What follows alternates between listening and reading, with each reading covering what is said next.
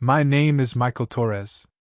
I'm 41 years old, and on May 3, 2019, a freeway bridge in San-Hose collapsed beneath me. I've always been drawn to things that hold weight: bridges, steel frames, reinforced beams. As a structural engineer, I saw beauty not in glass towers but in the quiet strength of concrete, tension cables, and load-bearing columns. My job wasn't glamorous. It wasn't something you brag about at parties. But I knew it mattered. I helped prevent disasters no one ever heard about. I was born and raised in Fresno, California. My father was a welder, a silent, hard-edged man who taught me to fix before asking for help. My mother worked night shifts at a senior care home. We weren't poor, but we were always counting. Counting hours, counting dollars, counting on each other. In high school, I discovered two things: math made sense when nothing else did, and I had a gift for seeing flaws in things that were supposed to be perfect. Cracks in walls, uneven floors, support beams that hummed too loud under stress. While other kids drew comics or played ball, I was sketching trusses and calculating weight loads in the margins of my notebooks. I earned my degree from UC Davis, followed by a master's from Stanford. I married Alina not long after. She was studying psychology, and somehow, she understood my silences better than I did. We had our son Raphael a few years later, then Bella. Our home became a place where science projects and art supplies fought for space on the dinner table. I never forgot what mattered. I worked for the city of San Jose, inspecting infrastructure and consulting on seismic retrofits. California lives on a fault line. Everything here is borrowed time. My job was to make sure borrowed didn't become stolen. I took that seriously. So when a mild tremor rolled through the South Bay the week before May 3rd, I knew what would follow: emergency inspections, field reports, political pressure. I was assigned to the I-880 overpass south of King Road. It wasn't my first time on that structure. Built in the 1960s, retrofitted twice, solid on paper. But paper doesn't hold steel together. Welds do. Anchors do. Honest eyes do. The morning was clear and bright, the kind of May day that makes you forget how fragile the earth beneath you is. I was beneath the bridge with a junior inspector named David. We were strapped into harnesses, walking the maintenance rig that ran under the central span. Everything looked normal. That's when I heard it. A vibration, faint at first. Then stronger. A wrongness in the air. Like the bridge had taken a breath. Then the sound deepened. Steel started to complain, and I knew something was about to break. I never feared earthquakes, not really. I respected them. I understood their math: friction, stress, release. Fault lines were old scars running beneath our feet, reminders that the earth was not at rest. And yet, despite that knowledge, I had built my life like most people do, on assumptions. That tomorrow would come. That plans made would stay solid. That bridges don't fall. Even as a kid, I was obsessed with failure. The idea that something could look sturdy for years, and then one day, snap. I studied collapse footage more than sports. I read NTSB reports instead of novels. Most people don't realize that failure doesn't happen all at once. It starts slow. Invisible. A tiny fracture. A rusted bolt. An uneven distribution of weight. It hides until it doesn't. That's why I inspected like a surgeon. I had this internal metronome, ticking as I moved from beam to beam. Scan. Tap. Listen. Measure. Confirm. The world trusted men like me to make sure their families crossed safely over miles of concrete. I took that trust seriously. That day, May 3rd, I did everything right. I followed protocol. I logged every observation. I noted minor stress signs, but nothing that screamed emergency. Yet something kept tugging at my mind. A vibration in my sternum. A pressure that wasn't audible, but felt. I kept looking back at one support column, as if waiting for it to confess something. David, my junior inspector, was nearby, focused on readings from his tablet. He was smart. Green, but capable. I remember thinking, He's going to lead teams one day. That thought had barely passed when the sound came again. This time, there was no mistaking it. The steel above us groaned, not in a rhythmic, structural way, but like a person in pain. A long, metallic howl. The kind of sound that doesn't echo, it warns. Birds scattered above the freeway. The ground vibrated beneath our feet, not from traffic, but from something deeper. Still, I didn't panic. Not yet. I scanned the upper joints again, looking for movement. And then I saw it.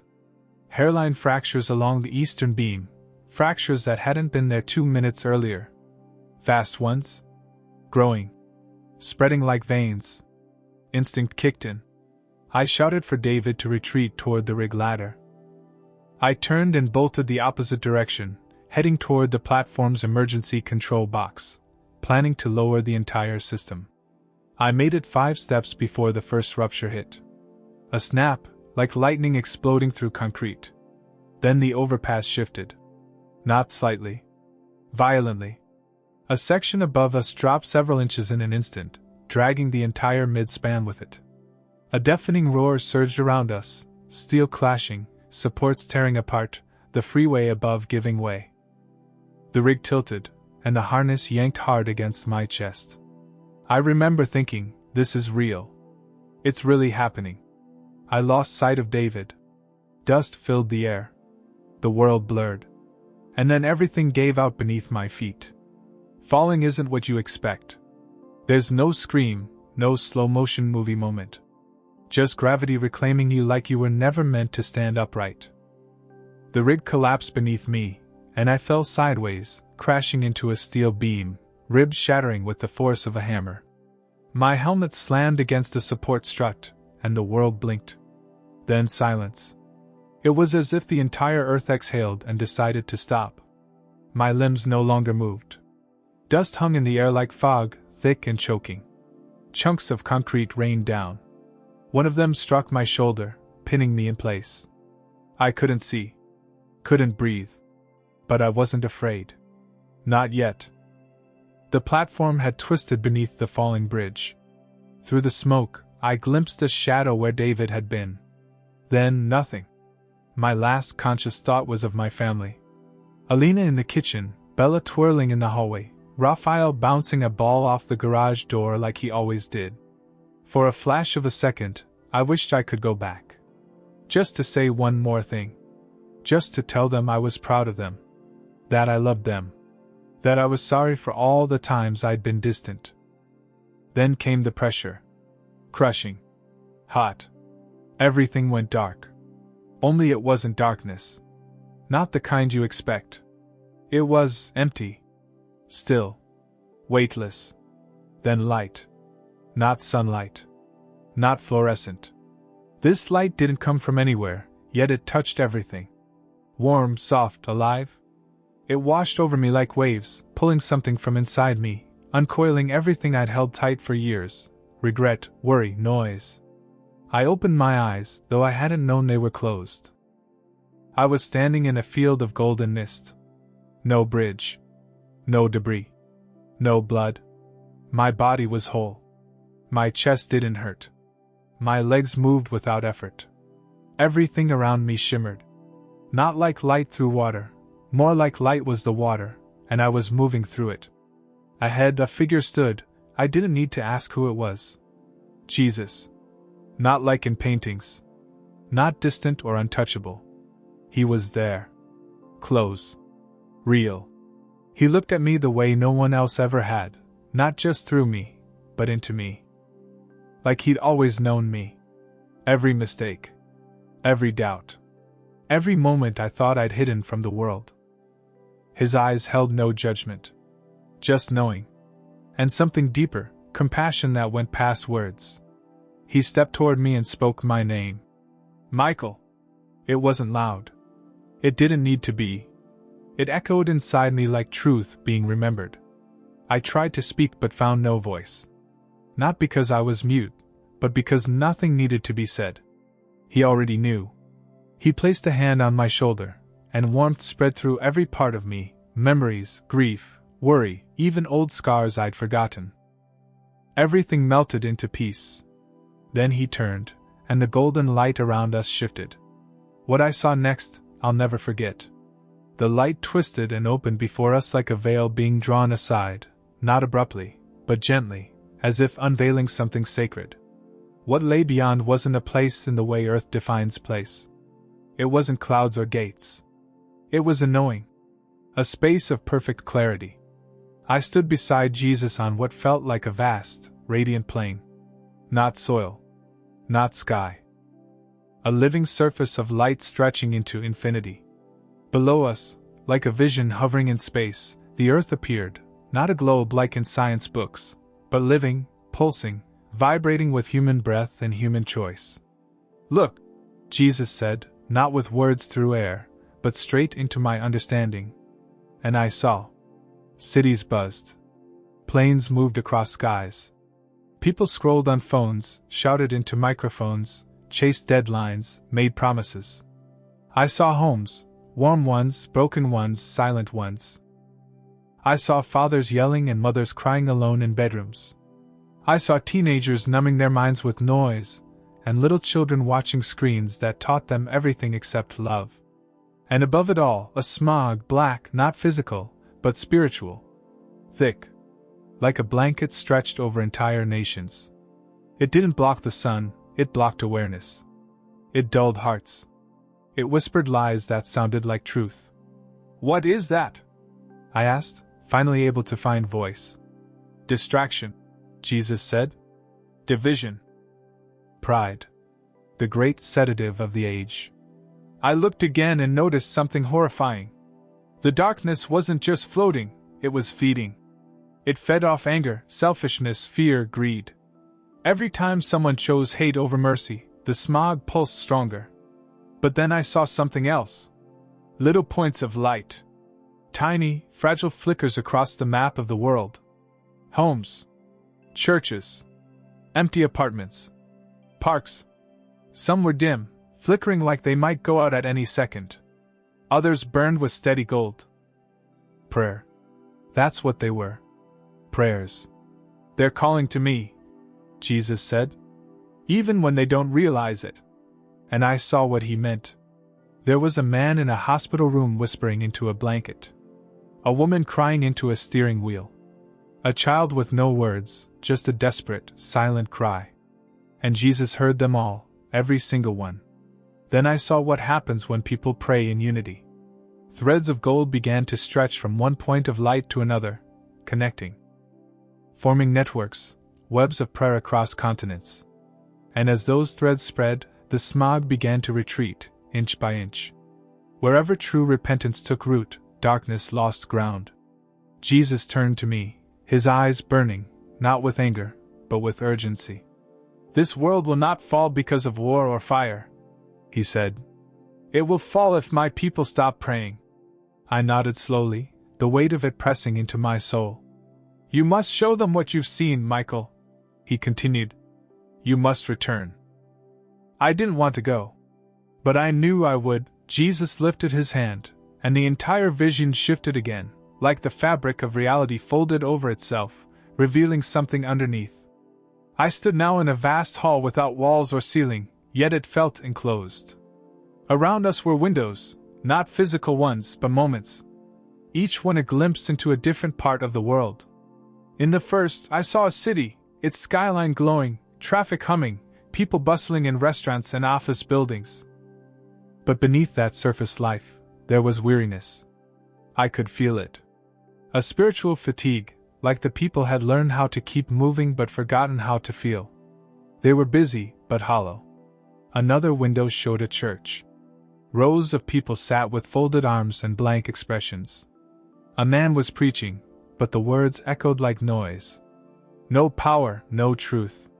I saw phones in hands, eyes scanning screens, souls untouched. I turned to Jesus. They're in church, but they're asleep. He nodded. They hear my name, but not my voice. They seek comfort, not conviction. They want blessings without change. Then another window opened, and I saw a storm, literal and spiritual. Riots in the streets. Fires. Fear. People screaming over ideologies, colors, creeds. Everyone wanted to be heard.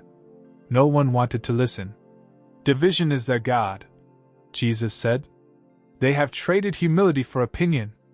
I felt like my chest was cracking open, not from pain, but from clarity.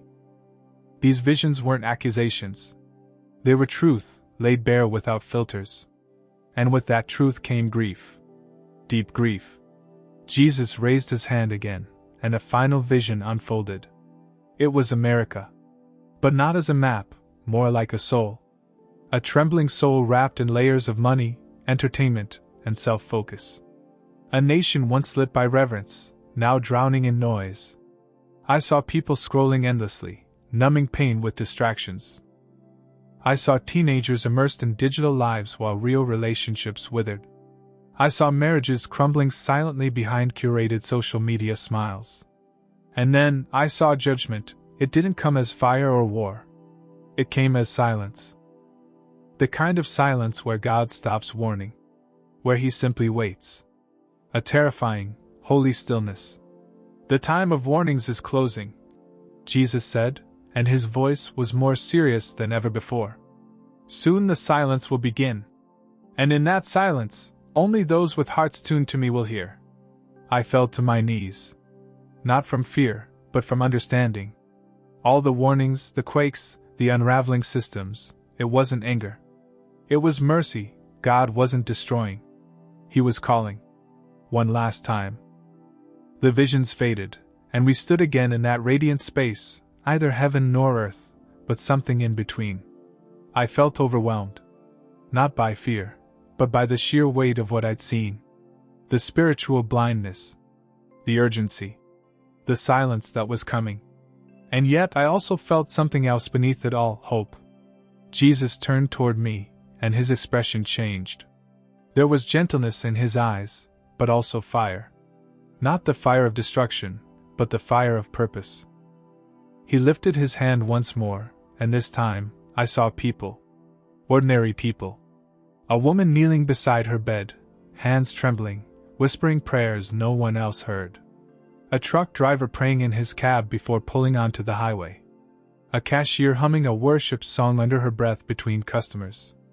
A soldier praying for peace while polishing his boots. Children kneeling together at school, unnoticed by the world, but seen in full by heaven. These are my warriors, Jesus said. I watched them light up, one by one. Each one a golden flame in the dark. They weren't famous. They weren't leaders, but they were faithful, and their prayers were shaking foundations. Jesus showed me how each act of surrender, each whispered prayer, each moment of obedience created a ripple in the spiritual realm. I saw demons retreating at the sound of a child's prayer. I saw strongholds breaking when someone chose to forgive instead of hate. I saw darkness losing ground not because of politics or protests, but because someone fasted in silence and cried out for mercy. Then Jesus looked at me, and his voice filled the space. My kingdom is not built by the loud, but by the lowly. Not by fame, but by faith, not by platforms, but by prayer. He stepped closer, and I felt his presence press into my soul like a wave of gravity. Michael, he said, there is still time. I looked back at the world below, still spinning, still distracted, still half asleep. And yet, among all that noise, those threads of light continued stretching, weaving, connecting the faithful across oceans and borders. You must tell them, Jesus said. You must go back. My heart ached. What if they don't believe me? They don't have to believe you, he replied. They only need to believe me. And in that moment I understood. My job wasn't to convince anyone. It was to speak, to witness, to warn. And to love. Jesus raised his hand again, and the glow around us dimmed, not with fear, but with solemnity. The air grew heavy, and then I saw it. The earth again, but not as it was before. This time, I saw judgment. Not from rage, but from restraint finally lifted.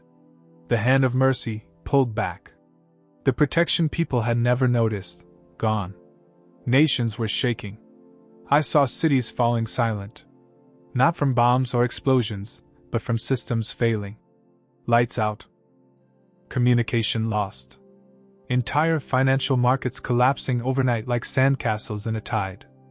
I saw water where there should have been dry land. Crops withering from within. Storms that refused to follow patterns. The weather itself unraveled.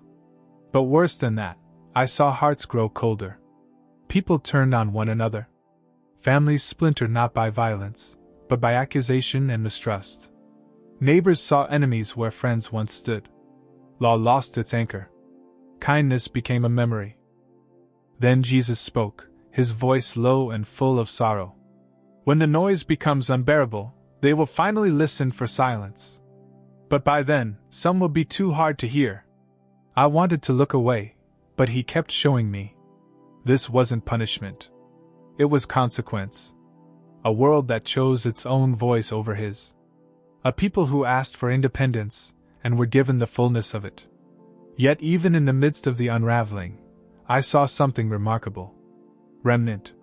The faithful ones still stood. Wounded, but shining. They were not spared from hardship, but they were unshaken. While the world panicked, they prayed. While others hoarded, they shared. When buildings fell, they lifted others. And they worshipped, in the ruins, in the dark, without microphones or stages. They praised with voices raw from weeping. And wherever they stood, the darkness didn't win. Jesus showed me how whole regions were preserved because a few people had remained faithful. Cities spared from collapse because of a grandmother's relentless prayer. A young man's midnight fast. A church's hidden humility. You see now, he said, why I've delayed. I nodded. He delayed because he loves. He waits because he longs for more to turn, but not forever. Jesus turned toward me, and I could feel it, urgency pressing in. You must go, Michael, he said. Tell them that time is short. The light around us dimmed once more, not in darkness, but in focus, like the backdrop of eternity narrowing into a single message. Jesus extended his hand, and a final vision unfolded before me. It wasn't earth this time. It was something beneath it. A layer invisible to human eyes but more real than anything I'd ever known. A battlefield, not of blood and bullets, but of light and shadow. I saw spirits, some radiant, others writhing in distortion. They clashed without swords or smoke. They fought in silence. Their weapons were influence, fear, temptation, intercession. Every soul is contested, Jesus said. I saw the truth behind addiction, behind rage, behind hopelessness. Demonic forces whispering half-truths, exploiting wounds, baiting anger. Spirits of confusion clouding judgment, turning logic into pride. Spirits of lust feeding the false comfort of screens. Spirits of fear convincing people they were safer alone, numb, cold. But I also saw angels, not soft, glowing caricatures, but warriors of immense light. And they stood wherever prayer rose like incense. I saw one kneeling beside a hospital bed, weeping with a mother. Another standing guard over a young man holding back from self-destruction. They weren't distant. They were near. They responded to prayer. Jesus spoke again. They fight when my people pray. I understood, suddenly, why the world felt so heavy, because so few were fighting in the spirit. People had stopped praying like they believed heaven actually moved when they spoke. I saw churches locked not from laws, but from laziness. Believers divided over trivial matters while souls slipped into darkness. So many had replaced truth with noise, holiness with relevance, power with performance. And still, the remnant held fast. I saw small groups, barely visible, gathering in hidden places. Not for popularity, but to seek God. Their prayers rose like flames. Their fasting broke through barriers. Their repentance moved armies in heaven. Through their surrender, light pierced through places once thought lost. Jesus turned to me one last time, eyes full of infinite fire and sorrow. Tell them the fight is not political. It is not cultural. It is spiritual. And it is now. And in that moment, I understood what I had to do. It wouldn't be easy. But the time for silence had passed. The battlefield of spirits dissolved into light once more, and I stood again alone with Jesus. But something had shifted, I could feel it. Time was thinning. The space between this place and the world I came from was growing fragile, like a thread being pulled tight. Jesus looked at me, and though his face was still full of compassion, the weight of what he was about to say pressed into the very marrow of my soul. "It's time," he said. I didn't want to leave. Not because I feared earth, but because I knew what waited: noise, doubt. The disbelieving stares. The temptation to soften the truth. To water it down, to make it comfortable. He knew that too.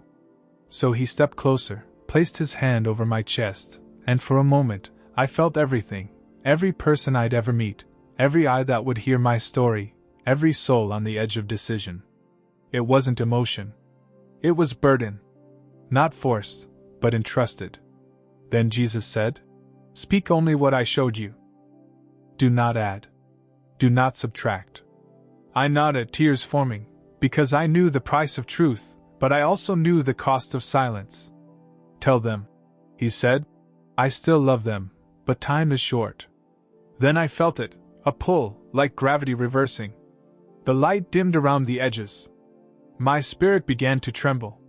My name echoed once more in his voice, the last sound before it all went dark. "Michael." I gasped. Air burned into my lungs like fire. Pain exploded in my chest. My body was crushed, broken, yet alive. Sirens wailed, voices shouted. I was under slabs of concrete, half buried. But I was breathing.